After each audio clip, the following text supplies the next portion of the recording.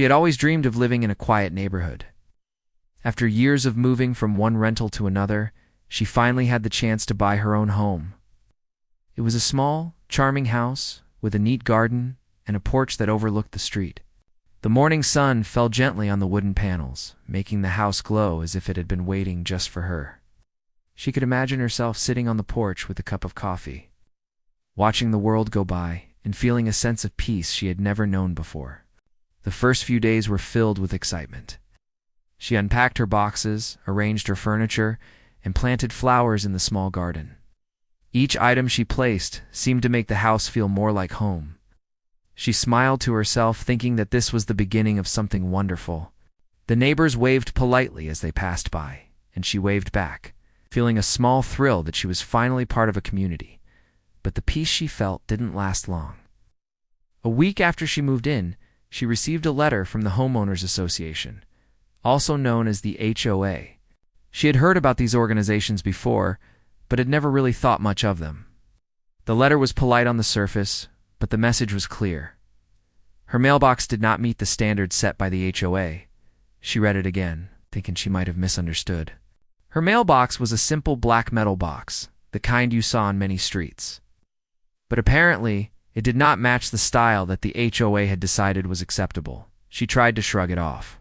Surely this was just a small mistake. She went to the local hardware store, bought a white mailbox that looked exactly like the examples in the HOA handbook, and installed it the next day. She felt a small sense of victory. This was easy, she thought, and she was happy to comply. She had moved here to live peacefully, not to fight over something as small as a mailbox. The next morning, she found another letter waiting for her on the porch. This time, it was about the height of her grass. Apparently, the HOA had strict rules about how tall the grass in the front yard could be. She had barely had time to settle in, but already she was receiving criticism. She felt a little frustrated, but told herself she could handle it. She mowed the lawn that afternoon, making sure every blade of grass was exactly the right length. Days passed and more letters came. Some were about paint colors, others about the type of lights on her porch. Each time she tried to comply, thinking that perhaps this was just part of moving into a neighborhood with strict rules. But the letters began to feel personal. It was as if the HOA was watching her every move, waiting for her to make a mistake. She started to feel nervous when she stepped outside. She looked at her neighbors, wondering if they had received the same letters. Some of them seemed to ignore the HOA's rules entirely. She began to notice that the board members of the HOA were picking on her specifically. She decided to attend the next HOA meeting. She wanted to understand why she was being targeted. The meeting was held in a small community center, and the room was filled with people who seemed eager to speak. The board members sat at a long table at the front, their expressions serious. She listened as they discussed various issues, but she noticed that most of the complaints they mentioned were minor, and some seemed exaggerated. When it was her turn to speak, she politely asked why she was receiving so many notices, and why the rules were applied so strictly to her, but not to others. The board members exchanged glances. One of them, a man in a sharp suit with a stern expression, spoke slowly. "We just want to maintain the standards of the neighborhood," he said. "Everyone must follow the rules equally." She nodded, trying to remain calm. "I understand," she said. "Yeah. But I have noticed that some residents do not follow these rules, yet they do not receive the same notices. Why is that?" There was a pause. The room was quiet, and she could feel the tension. No one answered her question directly. Eyes. She realized then that this was not just about rules. This was about control. The HOA seemed more interested in asserting power than in fairness. She left the meeting feeling uneasy. She had hoped for answers, but only found frustration. Over the next few weeks, the notices continued. Each one was about something new. The type of plants she had in her garden, the placement of her trash bins, even the way she hung her holiday decorations. It was overwhelming. She began to dread opening the mailbox, knowing that another letter might be waiting to criticize her. She felt like a stranger in what was supposed to be her own home. The excitement she had felt when she first moved in was fading, replaced by anxiety and tension. Despite this, she refused to back down. She believed she had the right to live peacefully in her home without being harassed. She began to document every letter, every notice, and every interaction with the HOA. She took photographs, made copies of the letters, and kept detailed notes about each encounter. She knew that knowledge and preparation would be her strongest tools. If she could understand the rules and the actions of the HOA, she could find a way to defend herself. She also started talking to her neighbors quietly. Many of them were polite but reluctant to speak. Some admitted that they had been frustrated with the HOA in the past, but were afraid of retaliation. Others were unaware of the extent of the board's actions. Slowly, she began to piece together a picture of the neighborhood, a community controlled by a few people who enjoyed enforcing rules and punishing those who challenged them. One evening, after receiving yet another notice about the color of her porch lights, she sat on her porch and took a deep breath. She looked around at the street, the neatly trimmed lawns, and the quiet houses. She realized that this was more than just about rules or mailboxes. This was about fairness, respect, and the right to live without fear. She made a decision. She would not be intimidated. 8. She would not leave. She would find a way to challenge the HOA, to protect her rights and the rights of anyone else who might be unfairly targeted. That night she began her research. She read city ordinances, HOA laws, and court cases. She reached out to legal experts and advocacy groups. Each piece of information strengthened her resolve. She discovered that EOAs, while powerful, were not above the law. They had to follow certain procedures, maintain transparency, and treat all residents fairly. Armed with this knowledge, she felt a spark of hope. Perhaps the power of the HOA could be challenged after all. In the days that followed, she continued her daily life but with a new purpose.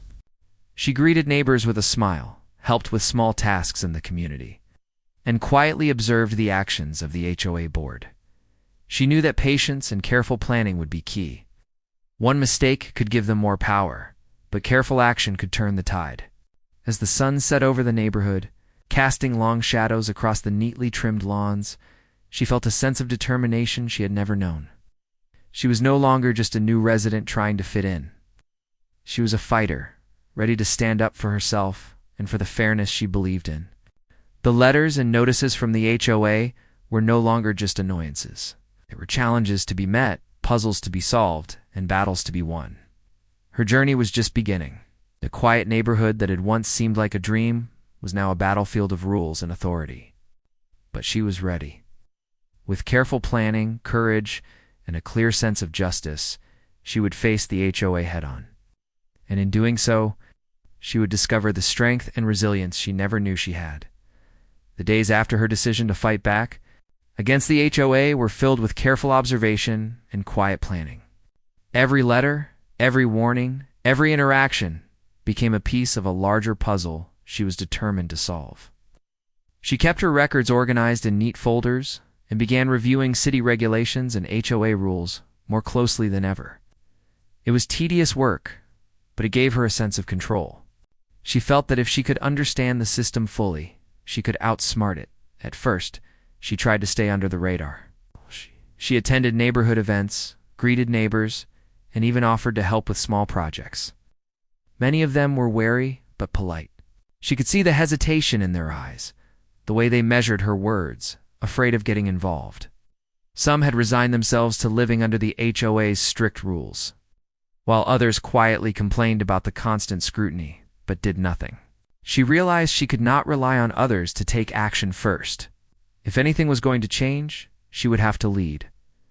One afternoon, she decided to visit the community center again. This time, she wasn't there to argue politely. She wanted to speak with the HOA board members individually. She had studied their patterns, noting which members were more reasonable and which were aggressive. She approached the first member, a woman with short hair and glasses who always seemed distracted during meetings. "Hello," she said politely. "I wanted to talk to you about some of the notices I've been receiving. I just want to understand them better." The woman looked at her with a mixture of suspicion and surprise. "Well, it's not really something we discuss outside meetings," she replied cautiously. She smiled gently. "I just want to make sure I'm following the rules correctly. I'm new here, and I want to be a good neighbor." The woman hesitated, then sighed. "All right, some of the rules are strict, yes, but we try to keep things orderly. It's just..." Some people have been difficult. We don't want that to happen again. She nodded, taking careful notes in her mind. Every word mattered. She spoke to 2 other members in the same way, keeping her tone polite but persistent. She began to notice inconsistencies in how the rules were applied. Some residents clearly ignored certain rules, yet they faced no consequences. She could see the seeds of an argument forming in her mind. The HOA was selective in enforcement, and this could be her leverage. Back at home, she reviewed every letter she had received and compared it with the HOA handbook. She created a chart of every notice, noting the date, the reason, and whether other residents had similar issues. She was meticulous, leaving nothing to chance. She realized that if she presented this information to the neighborhood, or even to the proper authorities, she could prove a pattern of unfair treatment. The thought gave her a surge of confidence. Meanwhile, she began to notice subtle signs that some neighbors were starting to take notice. A few people smiled at her when they saw her outside, nodding quietly as if to say they understood. Others asked questions about what she was doing. She didn't share everything, but she let them see that she was gathering information and preparing to act. Slowly, a network of silent supporters began to form. The HOA, of course, did not remain idle. The notices became sharper in tone, warning of fines and potential legal action. She ignored the threats publicly, but she kept careful records. She knew that panic would not help her. The board's aggression only confirmed that she was on the right path. If they were trying so hard to intimidate her, it meant she was getting close to uncovering something important. One day, she received a notice about her garden.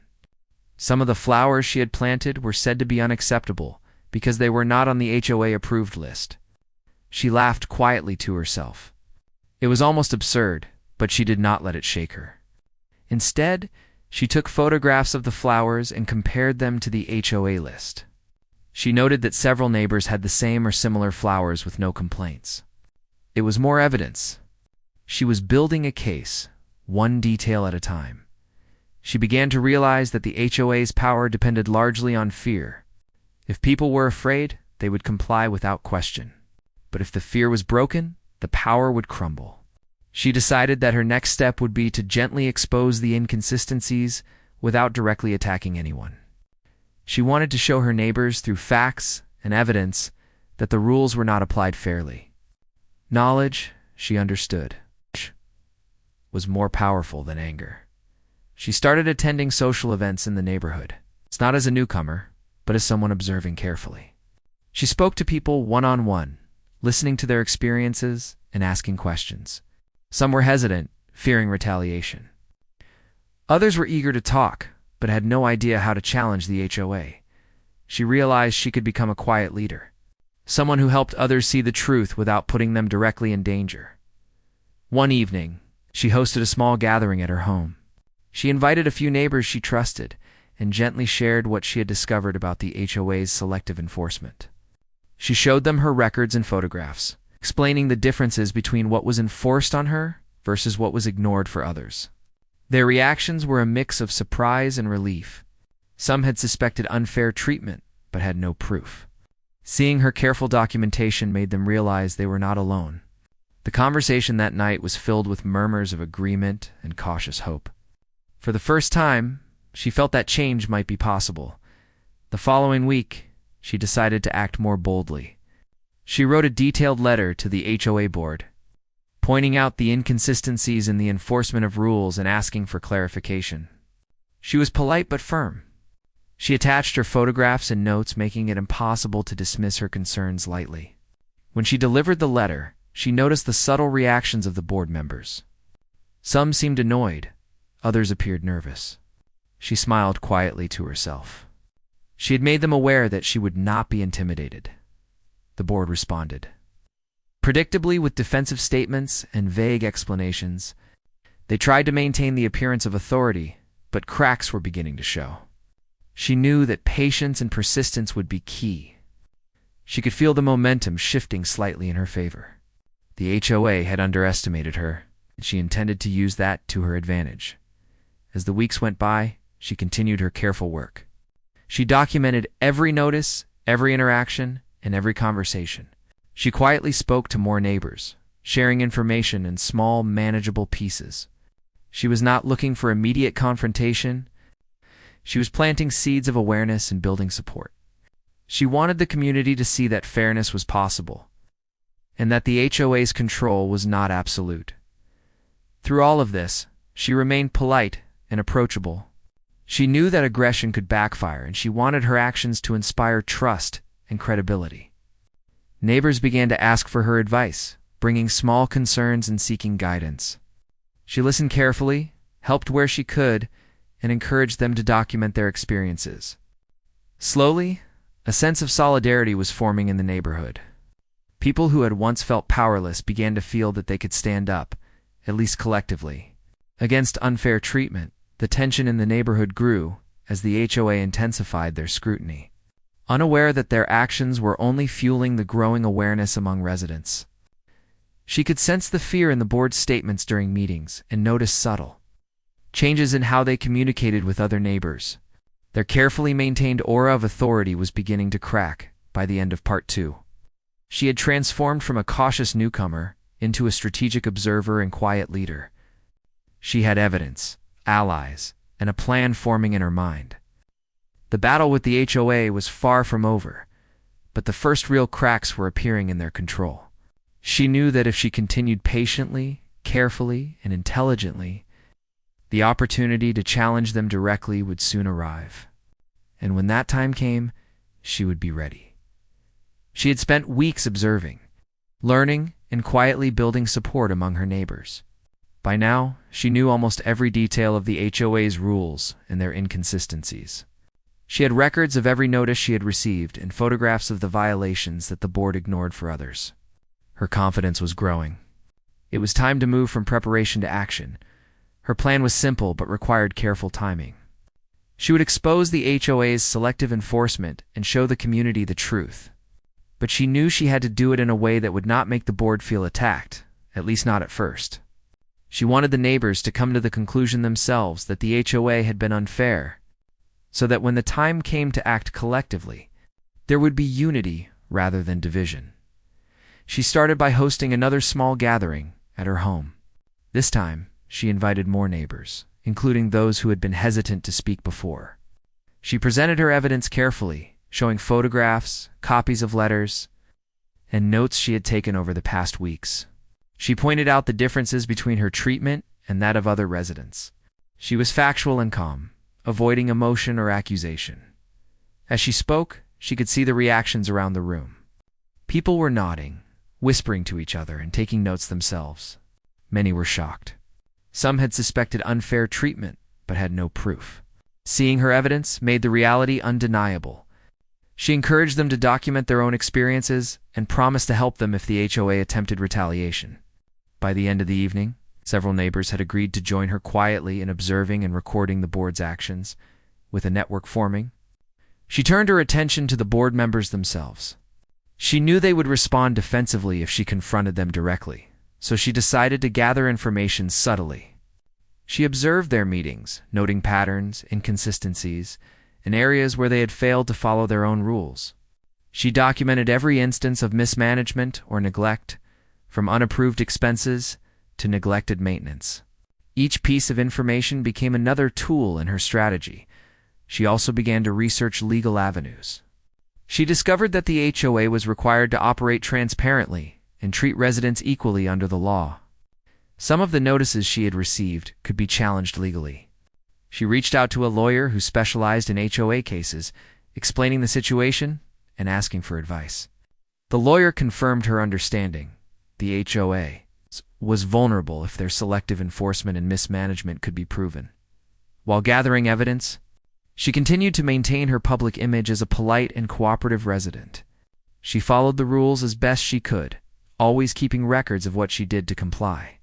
This allowed her to avoid giving the board any reason to accuse her of wrongdoing while she prepared her case. Her neighbors noticed her calm and composed approach, which made them trust her even more. The next step in her plan was to test the board's reactions. She noticed that certain members were sensitive to public scrutiny, especially when others were aware of mistakes or mismanagement. She began asking questions during HOA meetings in a careful, polite manner, highlighting minor inconsistencies without direct accusation. The board members grew visibly tense. Some avoided eye contact, while others fumbled for answers. Her neighbors noticed the shift in demeanor and began to realize that the board might not be as infallible as they had seemed. She also used subtle strategies to encourage other residents to pay attention. She mentioned community standards and fairness in casual conversations, always with a gentle reminder that residents had rights and that rules should be applied equally. Slowly, more neighbors began to question the board's decisions and policies. A sense of awareness was spreading, quiet but powerful. One day, she discovered a clear violation of the HOA's own rules by one of the board members. It was a small issue, but significant enough to prove selective enforcement. She documented it thoroughly, taking photographs and making detailed notes. She shared this with a few trusted neighbors, explaining that this was an example of how the rules were applied differently, depending on who was involved. Their reactions were immediate and supportive. They saw that the board could no longer claim fairness without evidence. She continued to build her network quietly, encouraging residents to attend meetings and take notes. She suggested keeping records of letters, notices, and interactions with the board. She emphasized that knowledge was power and that if everyone had accurate information, the community could act together. The sense of unity among the residents began to grow, fueled by her careful leadership. Meanwhile, the board's behavior became more aggressive as they noticed her persistence. Notices became sharper, meetings more tense. Some board members tried to intimidate her directly, warning her of fines and potential legal consequences. She remained calm, documenting every interaction. She knew that their attempts to pressure her would only strengthen her case if she responded wisely. Her next move was to prepare a formal presentation for the community. She compiled all her evidence, organized it clearly, and created a narrative that demonstrated the unfair treatment without directly attacking the board. She planned to present it at a neighborhood meeting where all residents could see the facts and understand the situation. The goal was not to humiliate the board, but to empower the community to make informed decisions in the days leading up to the meeting. She continued to encourage neighbors to gather their own observations. Some were hesitant, fearing retaliation, but she reassured them that she would stand with them and protect their anonymity if needed. Slowly, more people came forward with their own stories, adding depth and credibility to her presentation. The community was beginning to see the bigger picture, and a sense of anticipation grew. When the meeting day arrived, she was ready. The room was filled with neighbors, many of whom had never spoken up before. She started her presentation calmly, showing the documentation she had collected, pointing out inconsistencies, explaining how selective enforcement had affected her and others. She was careful to remain factual and measured, letting the evidence speak for itself. As she spoke, she could see the reactions of her neighbors. Eyes widened in surprise, some whispered to each other, and nods of understanding spread through the room. The board members grew tense, realizing that their actions were now visible to the entire community. They tried to interrupt or deflect, but she stayed calm, answering questions with evidence and clarity. Her preparation paid off. They had no way to dismiss the facts. By the end of the meeting, the atmosphere had shifted dramatically. Neighbors who had once been silent were now engaged, asking questions and expressing concern. The board members were on the defensive, realizing that the community was no longer blindly following their authority. She had successfully exposed the weaknesses in their control and created a foundation for collective action. In the days that followed, more residents began documenting their experiences and sharing information. The sense of empowerment grew, and whispers of change spread through the neighborhood. The board, aware that their actions were under scrutiny, became more cautious and less aggressive. They were no longer in complete control, and the shift in power was tangible. She continued to guide her neighbors, encouraging patience and careful planning. She knew that the next steps would require unity and strategy. The groundwork she had laid evidence, community awareness, and confidence was strong. The HOA had been shaken, but the final confrontation had not yet come. She understood that. The coming weeks would be critical, and she was ready to lead the neighborhood toward fairness and transparency. By the end of Part 3, she had transformed from a quiet newcomer into a strategic leader. She had gathered evidence, exposed inconsistencies, and united a community that had been passive and fearful. The HOA had been challenged, and the first cracks in their authority were visible. The stage was set for the next phase, a direct confrontation that could change the neighborhood forever. The day of the neighborhood meeting arrived, and the energy in the community center was palpable. Residents who had never spoken up before were present, and she could sense their anticipation. Everyone was curious, cautious, but ready to see the truth laid out. She arrived early, arranging her notes, photographs, and evidence in a clear and organized way. She had prepared carefully, knowing that this moment could define the future of the neighborhood. When the meeting began, she took a deep breath and stood in front of the gathered residents. The HOA board members were already seated at the front, their expressions serious and slightly defensive. She began calmly, introducing herself and explaining the purpose of the meeting. She emphasized fairness, transparency, and community well-being. Framing the discussion around shared values rather than personal grievances, this approach immediately set a respectful tone. She started presenting the evidence she had meticulously gathered. Photographs showed rule violations that the board had ignored. Letters documented the selective enforcement, and notes highlighted inconsistencies in the application of rules. She explained each point clearly, showing how her own experiences reflected a larger pattern. The room was silent as neighbors absorbed the information. For many, it was a revelation. It suspected unfairness but had no proof until now. Questions began to emerge. Neighbors asked about specific cases, comparing their own experiences with what she presented. She answered each question patiently, citing her records and showing examples. Her calm, factual approach made it difficult for the board to respond defensively, without revealing their own inconsistencies. As she spoke, she could see subtle changes. In the board members' expressions, some were frowning, others shifting uncomfortably, realizing the authority they once wielded was now being questioned. She encouraged residents to share their experiences. One by one, people spoke, revealing letters, fines, and threats they had received. Their stories aligned with the patterns she had documented, reinforcing her points. The board members tried to interrupt or deflect, but she remained composed, giving space for residents to speak. By the end of this segment, the community had collectively seen the extent of the unfair treatment. The atmosphere shifted from tension to determination. People were no longer passive observers. They were participants in shaping the neighborhood's future. Next, she addressed the legal aspects. She explained residents' rights and the rules that the HOA was required to follow. She highlighted specific instances where the board had failed to meet legal obligations, emphasizing transparency, fairness, and proper procedure. She spoke in simple terms, making complex rules understandable to everyone. Her clarity gave residents confidence that they were not powerless and that change was possible. The board attempted to respond, offering vague explanations and insisting that rules were applied fairly.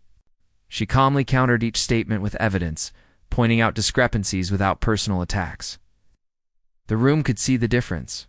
One side presented facts, the other relied on authority. The power dynamics began to shift. Residents began discussing next steps. She guided the conversation, suggesting formal documentation of issues, collective letters, and, if necessary, legal action. People who had felt isolated discovered they were not alone. They realized that together, their voices could influence the outcome. Her leadership was subtle but effective, empowering neighbors to act collectively without fear. One significant moment came when she highlighted financial mismanagement by the board. Receipts, invoices, and public records showed spending that violated the HOA's own rules. Neighbors gasped as they saw how funds had been used improperly, and murmurs of disbelief filled the room.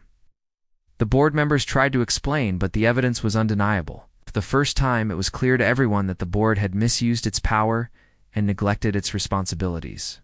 She continued to show examples of selective enforcement. Simple things like flower choices, mailbox styles, and holiday decorations were enforced on some residents but ignored for others.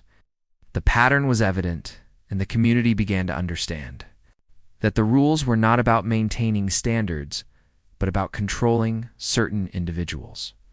The realization was liberating for many. The fear that had kept them silent began to fade. As the meeting progressed, she proposed a plan for reform. She suggested electing a new board, implementing transparent procedures, and ensuring equal treatment for all residents. She emphasized collaboration and fairness, not confrontation. Neighbors discussed the ideas, building consensus on the importance of change. The discussion was lively but respectful, with everyone engaged and invested in the outcome. The board members grew increasingly defensive, realizing their control was slipping. They attempted to intimidate some residents, but she stepped in calmly, reminding everyone to focus on facts and collective action. Her presence and confidence reassured neighbors, reinforcing the sense of unity. The board's tactics were losing effectiveness in the face of a community that was informed, organized, and ready to act. By the end of the meeting, the shift was clear. The neighborhood had moved from fear and passivity to awareness and empowerment. Residents were committed to documenting future interactions, sharing information, and supporting one another. The board members understood that their authority had been challenged and that the community would no longer accept selective enforcement or intimidation. After the meeting, she spoke individually with neighbors, offering guidance on documenting issues and explaining next steps. She encouraged them to maintain calm and focus on fairness. Slowly, a sense of solidarity grew. People who had once felt powerless now felt capable of influencing change. The neighborhood was no longer divided. It was united by a shared sense of purpose. In the following weeks, the momentum continued. Residents submitted formal complaints about selective enforcement, financial mismanagement, and procedural violations. Local authorities and legal advisors reviewed the cases, confirming many of the issues she had raised. The HOA board, once confident in its power, faced increasing scrutiny and pressure. They could no longer act without accountability. Her careful strategy of evidence, patience, and community engagement had paid off. She had transformed the neighborhood from a place of fear into a community ready to stand up for fairness. The board's authority had been publicly questioned, and their power had begun to crumble. Residents were now confident, informed, and united. By the end of Part 4, the HOA was visibly weakened. The community had taken control of its own destiny, empowered by knowledge, evidence, and collective action. The stage was set for the final resolution, where the unfair board would be removed and the neighborhood would reclaim fairness, transparency, and peace. She had led the charge with courage, patience, and strategic thinking. The weeks following the confrontation with the HOA were filled with cautious optimism. The neighborhood had come together in a way no one had expected, and the community felt a new sense of energy. Residents who had once lived in fear of fines and threats were now talking openly, sharing experiences and supporting each other. The atmosphere that had been tense and quiet was replaced with conversation, laughter, and hope. The legal and administrative process to remove the board had begun. Complaints had been filed, evidence reviewed, and legal advisors consulted.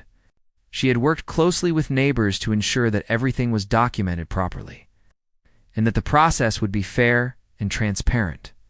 It was a slow process, requiring patience and attention to detail, but every step was carefully planned and executed. During this time, she continued her quiet leadership. She held small gatherings at her home to discuss progress, answer questions, and provide guidance. Neighbors were encouraged to observe, take notes, and report any irregularities. She emphasized calmness and unity, reminding everyone that the goal was fairness, not personal revenge. This approach kept the community focused and prevented conflicts from escalating.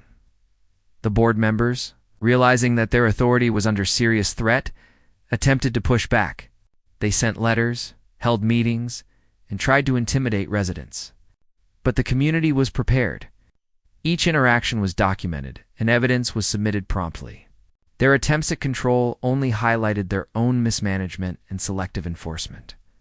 The more they resisted, the more obvious it became to everyone that change was necessary. One afternoon, a formal vote was scheduled to remove the board. The room was filled with residents who had attended previous meetings, along with others who had joined after seeing the growing awareness in the community. She stood quietly among them, watching as neighbors confidently shared their stories and discussed the evidence. It was a powerful moment. The collective voice of the community was strong and united. The voting process was conducted carefully and transparently. Every resident present had the opportunity to vote, and the results were clear. The board members who had controlled the neighborhood for so long were removed. The room erupted with relief and quiet celebration. People hugged, shook hands, and shared smiles that had been missing for years. The sense of achievement was palpable. The neighborhood had reclaimed its voice, and the power that had been misused was finally held accountable. With the board removed, the community began to rebuild its governance. She helped guide the process, working with neighbors to establish fair rules, transparent procedures, and mechanisms to ensure that no future board could act without accountability. The new system emphasized equality, fairness, and open communication. Neighbors who had once been silent participants were now actively engaged, ensuring that the community operated with integrity. The sense of unity continued to grow. People helped each other with small projects, celebrated milestones together, and maintained open communication. The neighborhood, which had once been divided and fearful, was now connected by shared purpose and trust. She had shown that careful planning, courage, and strategic action could bring about meaningful change. She also reflected on the personal journey she had undertaken. Moving into the neighborhood had been a dream, but the reality had been challenging. Facing an unfair system had required patience, intelligence, and persistence. She had learned the importance of documentation, careful observation, and building alliances. Most importantly, she had learned that one person, when determined and strategic, could inspire a whole community to stand up for fairness and justice. Neighbors continued to express gratitude. Many shared how empowering it was to see someone challenge the status quo with clarity and composure. They had gained confidence and a sense of agency they had never experienced before. The neighborhood was no longer a place of fear. It was a place of collaboration, mutual respect, and shared responsibility. Life began to return to normal, but with a deeper sense of community. Residents maintained their gardens, decorated their homes, and followed fair rules. But without the constant fear of arbitrary fines or threats, meetings were conducted openly, with transparency and respect for all voices. The neighborhood had transformed into a place where fairness was not just a principle, but a lived reality. She continued to participate, but now with less pressure and more joy. The sense of accomplishment was satisfying, but even more important was seeing the community flourish. Children played in the yards without worry. Neighbors chatted on porches, and people smiled when they passed each other on the street. The changes she had helped bring about were visible every day, in the laughter, the cooperation, and the sense of trust that had been restored. Over time, she became a quiet mentor for the neighborhood. Residents sought her advice on community matters, and she offered guidance without dominating decisions. She encouraged transparency, fairness, and mutual respect, ensuring that the lessons learned during the struggle against the old board were not forgotten. The neighborhood had grown stronger, more resilient, more connected because of the action she had taken. Looking back, she realized how far she had come. What had begun as a series of letters and threats had turned into a journey of empowerment, strategy, and leadership.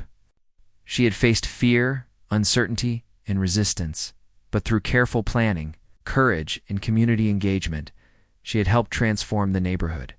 The HOA that had once seemed invincible was gone, replaced by a community guided by fairness and trust. In the evenings, she sometimes sat on her porch, watching the sun set over the quiet street.